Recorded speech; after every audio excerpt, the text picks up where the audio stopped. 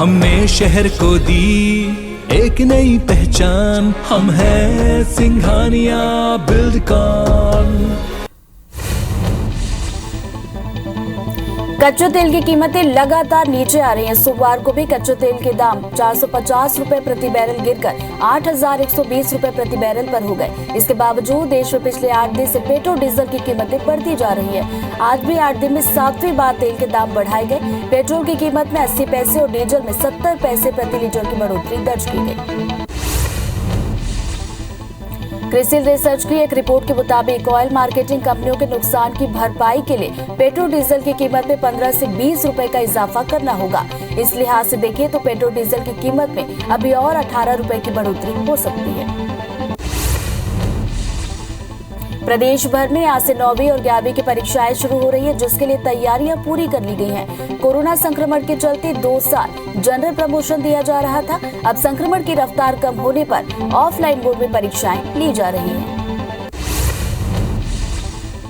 राजधानी रायपुर में स्वास्थ्य कर्मी आज से स्कूलों में जाकर टीका लगाएंगे। इसके लिए जिले के 40 स्कूलों को चिन्हित किया गया। अब तक जिला अस्पताल और मेडिकल कॉलेज में टीका लगाया जा रहा था। अब जल्द ही टारगेट पूरा करने के लिए स्वास्थ्य और शिक्षा विभाग ने तैयारियां पूरी कर ली हैं। बता दें कि 12 से 14 साल के बच्चों पर फोकस किया जा रहा है। मध्य प्रदेश में आज पीएम मोदी 5,21,000 लोगों को पीएम आवास के तहत गृह प्रवेश कराएंगे। कार्यक्रम में पीएम मोदी वर्चुअल जुड़ेंगे। कार्यक्रम को लेकर पीएम मोदी ने ट्वीट कर लिखा, मध्य प्रदेश के मेरे ग्रामीण भाई बहनों के जीवन में एक नया सवेरा आने वाला है। मुझे इसमें शामिल होने का अवसर मिलेगा। इस मौके पर सीएम शिवराज सिंह चौहान भी मौजूद रहेंगे। भोपाल में बिजली आउटसोर्स कर्मचारियों को ऊर्जा मंत्री ने बोनस के निर्देश जारी कर कर्मचारियों को तोहफा दिया है। हर साल आउटसोर्स बिजली कर्मचारियों को 7,000 रुपए का बोनस मिलेगा। ऊर्जा मंत्री ने जानकारी देते हुए सभी आउटसोर्स कर्मचारियों को बधाई दी। भानुप्रतापपुर के ऊंचपानी गांव के आंगनबाड़ी में बच्चों को खाना नहीं मिलने का मामला आया, जिसकी जानकारी मिलने पर महिला एवं बाल विकास मंत्री अनिला भेड़िया ने जिले के अधिकारी को फोन पर फटकार लगाई। उन्होंने कहा कि लापरवाही बरतने वाले सभी पर कड़ी कार्रवाई की जाएगी। ग्वालियर नगर निगम अब बड़े सरकारी बकायेदारों से कर वसूली करने में जुट गया है, ताकि निगम की आय में बढ़ोतरी की जा सके। इसी कड़ी में निगम ने गजराजा मेडिकल कॉलेज और जया रोग्य समूह को जल कर की बकाया राशि के भुगतान के लिए कुर्की का नोटिस थमाया। ये राशि करीब 4 करोड़ रुपए बताई जा रही है। उज्जैन के रविंद्रनगर क्षेत्र में पिस्टल की नोक पर किराना व्यवसायी से लूट का मामला आया।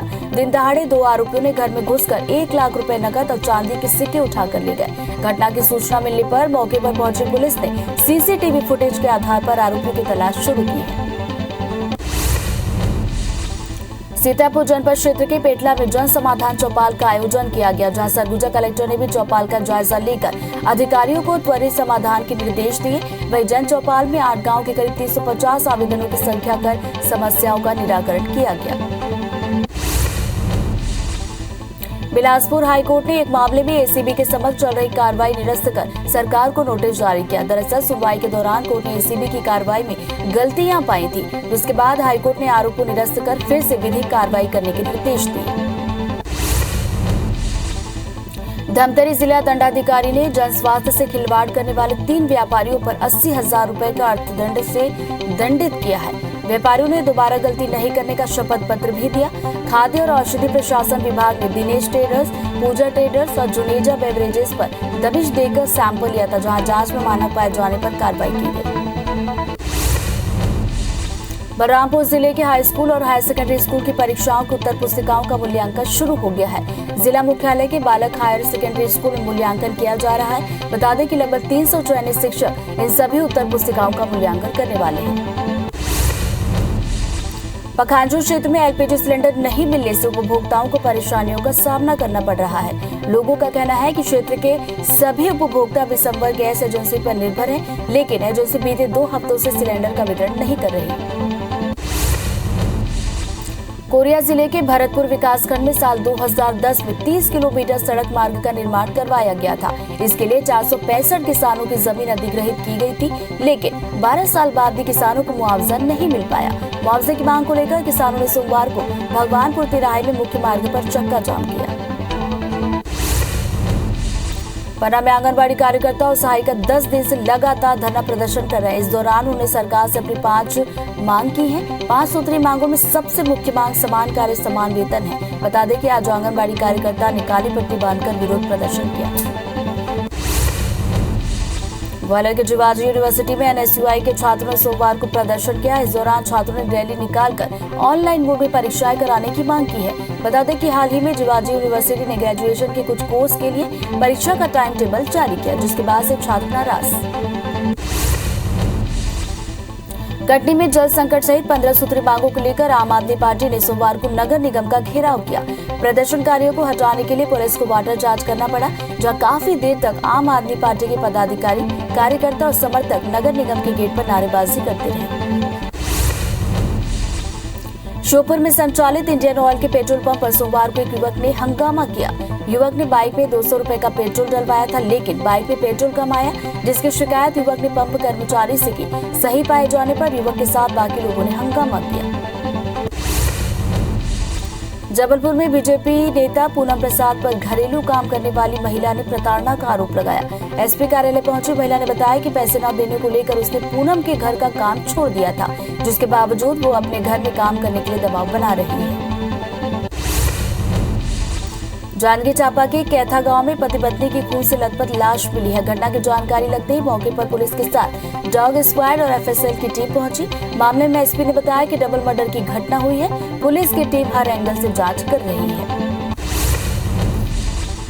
ग्वालियर के घाटी गांव जंगल में पत्थर माफिया ने सोमवार को वन विभाग की टीम पर फिर से हमला किया। टीम अवैध पत्थर खनन पर कर रहे माफिया के खिलाफ कार्रवाई करने गई थी। उसी दौरान ग्रामीणों की मदद से पथराव किया गया। फिलहाल टीम ने ट्रैक्टर ट्रॉली को जब्त किया है। कार्रवाई जारी है। धमतरी की करेली बड़ी पुलिस ने महिला से छेड़छाड़ करने वाले 2 आरोपियों को गिरफ्तार किया। बताया जा रहा है कि महिला अपने पति के साथ जा रही थी, तभी 2 युवकों ने उनका पीछा करते हुए छेड़छाड़ की। महिला के पति के विरोध करने पर आरोपियों ने उनके साथ मारपीट की। फिलहाल पुलिस ने आरोपियों के खिलाफ केस दर्ज कर लिया है। जांच जारी है। खंडवा के सिंघार तलाई में एक शराबी एम्बुलेंस ड्राइवर ने जमकर उत्पात मचाया। बेतहाशा स्पीड में एम्बुलेंस चलाते हुए दूसरे कार को टक्कर मार दी, साथ ही एक बाइक सवार को बुरी तरह से घायल किया। वहीं इस दुर्घटना में एक मकान की दीवार भी टूटी। सूचना पर पुलिस ने आरोपी ड्राइवर को गिरफ्तार किया। नरसिंहपुर के गोटे गांव में कुछ लोगों ने पार्टी के दौरान देसी कट्टे से फायर किया। बताया जा रहा है कि इलाके में दहशत फैलाने के लिए देसी कट्टे का इस्तेमाल किया गया। घटना का वीडियो सोशल मीडिया पर वायरल है, जिसके आधार पर पुलिस ने आरोपियों की गिरफ्तारी कर ली है। अंबिकापुर के कोतवाली थाना क्षेत्र में एक ही रात में चोरी की 2 वारदातें हुई। बदमाशों ने मनीष ड्रेसेस और अनिल स्टोर्स में चोरी की है। दोनों दुकानों में नकदी समेत लाखों रुपए की चोरी हुई। फिलहाल पुलिस ने केस दर्ज किया है। आरोपियों की तलाश जारी।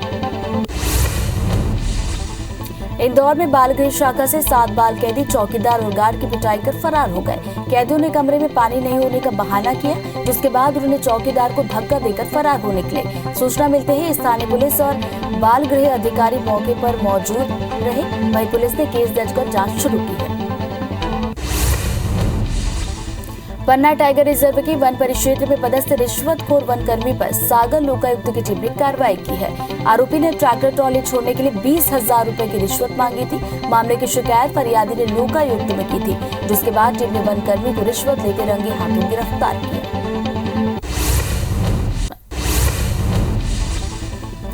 सागर में सरी तहसील के पिजरा हल्का पटवारी को 15,000 की घूस लेते रीवा लोकायुक्त की टीम ने गिरफ्तार किया।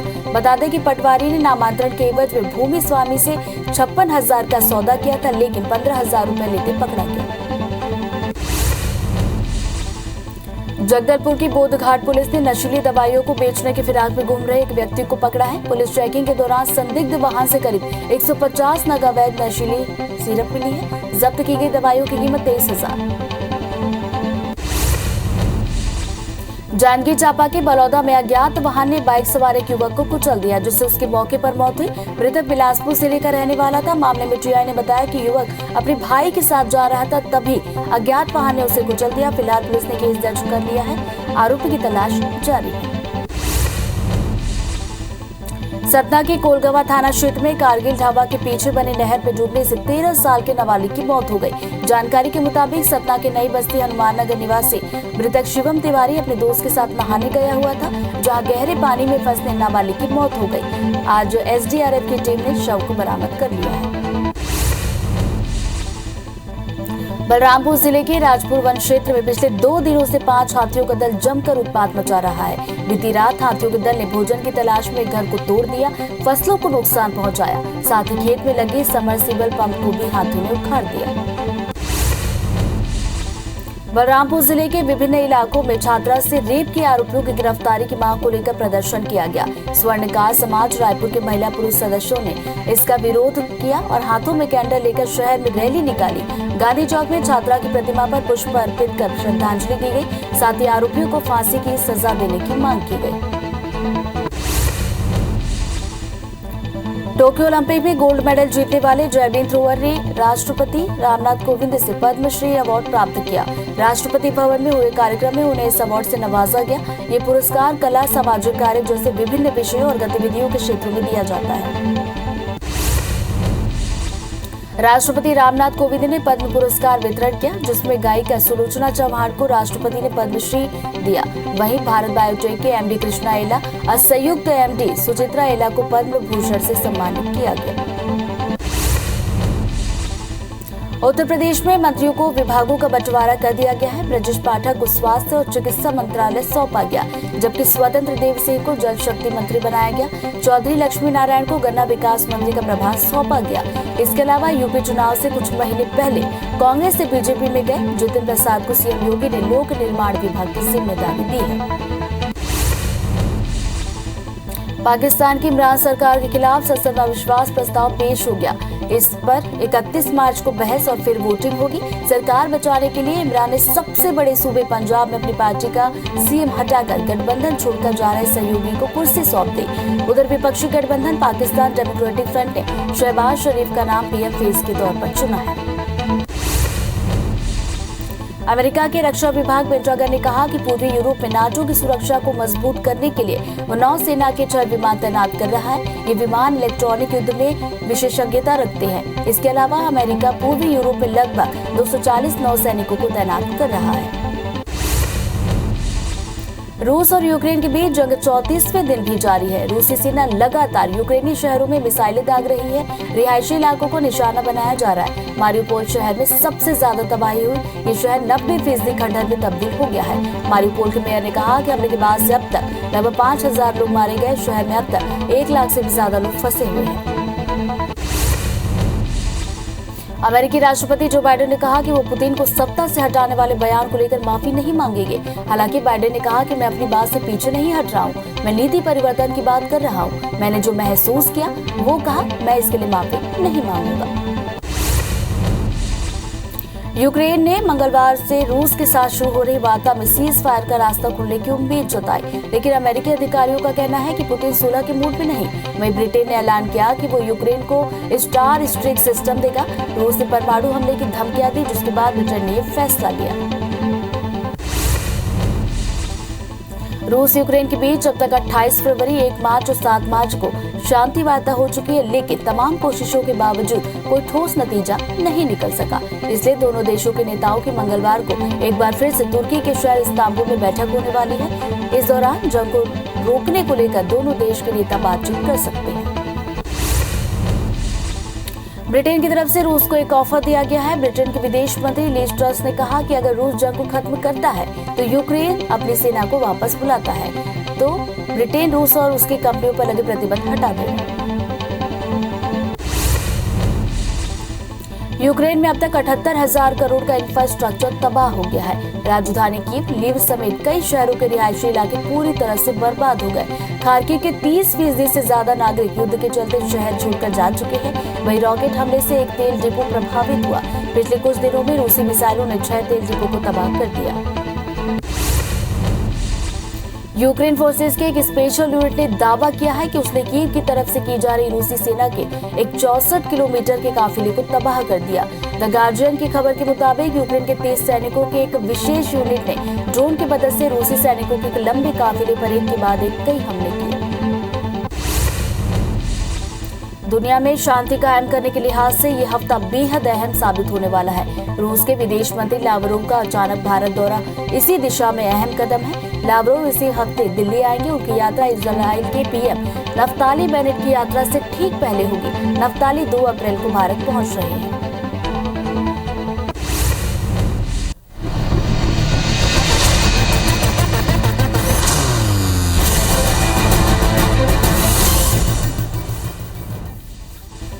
कच्चे तेल की कीमतें लगातार नीचे आ रही है। सोमवार को भी कच्चे तेल के दाम 450 रुपए प्रति बैरल गिरकर 8,120 रुपए प्रति बैरल पर पहुंच गए। इसके बावजूद देश में पिछले 8 दिन से पेट्रोल डीजल की कीमतें बढ़ती जा रही हैं। आज भी 8 दिन में 7वीं बार तेल के दाम बढ़ाए गए। पेट्रोल की कीमत में 80 पैसे और डीजल में 70 पैसे प्रति लीटर की बढ़ोतरी कर दी गई।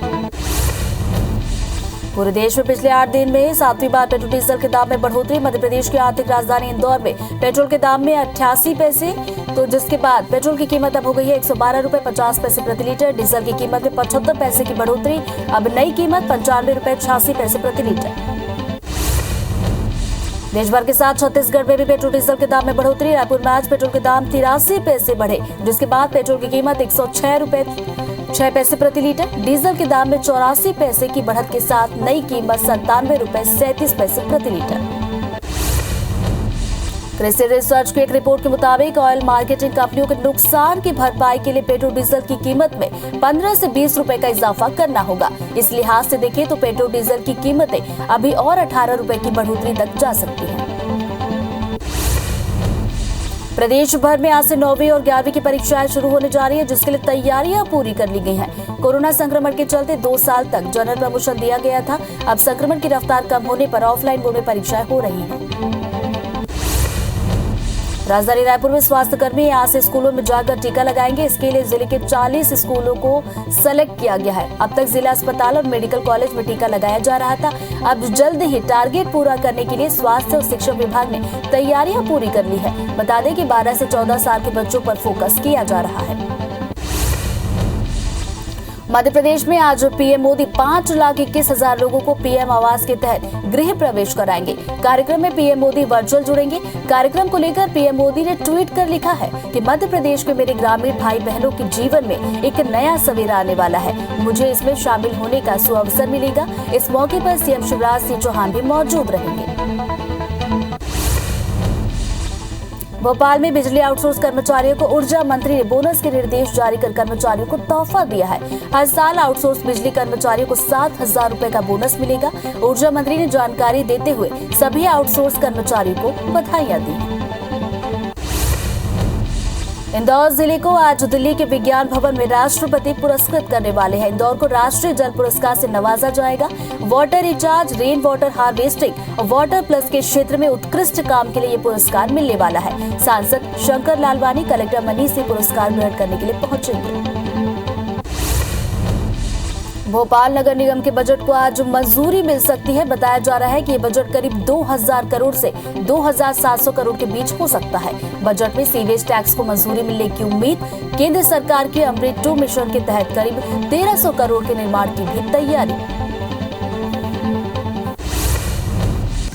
कच्चे तेल की कीमतें लगातार नीचे आ रही हैं। सोमवार को भी कच्चे तेल के दाम 450 रुपए प्रति बैरल गिरकर 8,120 रुपए प्रति बैरल पर पहुंच गए। इसके बावजूद देश में पिछले 8 दिन से पेट्रोल डीजल की कीमतें बढ़ रही हैं। आज भी 8 दिन में 7वीं बार तेल के दाम बढ़ाए गए। पेट्रोल की कीमत में 80 पैसे और डीजल में 70 पैसे प्रति लीटर की बढ़ोतरी कर दी गई। 12 सूत्री मांगों को लेकर ट्रेड यूनियनों की हड़ताल का आज दूसरा और आखिरी दिन। पहले दिन ट्रांसपोर्ट और बैंकिंग से जुड़े काम ठप रहे। इसका असर देश भर में देखने को मिला। आज दूसरे दिन भी बंद का असर दिख सकता है। बता दें कि बैंकों के निजीकरण, अन्य सरकारी कंपनियों को बेचने के विरोध में ये बंद किया गया है। बीजेपी के संसदीय दल की बैठक आज अंबेडकर इंटरनेशनल सेंटर में हो रही है। इस मीटिंग में पीएम मोदी सहित भाजपा के राष्ट्रीय अध्यक्ष जेपी नड्डा, रक्षा मंत्री राजनाथ सिंह और केंद्रीय गृह मंत्री अमित शाह मौजूद है। बैठक में बीजेपी के आगे की रणनीति पर चर्चा की जा रही है। पीएम मोदी पश्चिम बंगाल में श्री हरिचंद्र ठाकुर की 211वीं जयंती पर आयोजित मधुआ धर्म महामेला को वीडियो कॉन्फ्रेंस के जरिए संबोधित करेंगे। बता दें कि हरिचंद्र ठाकुर ने स्वतंत्रता से पहले अविभाजित बंगाल में अपना पूरा जीवन वंचितों, दबे कुचले लोगों की बेहतरी के लिए समर्पित किया, जिनको पीएम मोदी आज नमन करेंगे।